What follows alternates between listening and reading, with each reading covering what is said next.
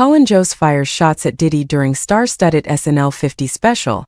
You Went to the Party Saturday Night Live's talents through the years reunited at the sketch comedy show's iconic milestone celebration of 50 years this weekend.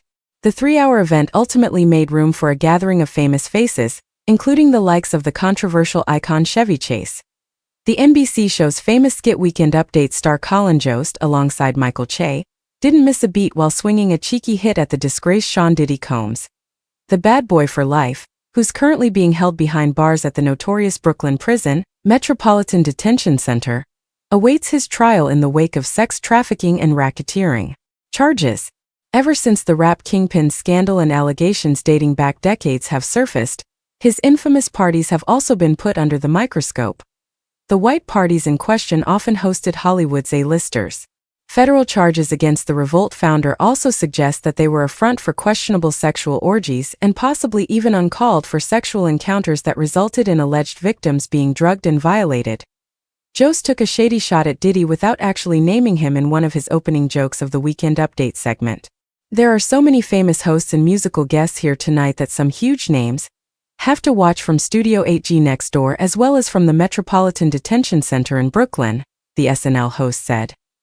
Oh, you went to the parties. Okay. According to the Mirror US, a fan lashed out on X. The hashtag SNL50 studio audience is laughing at the P. Diddy jokes, but these are probably the same people that attended the parties. Colin Jost noticeably didn't drag any other celebrity into the joke, either.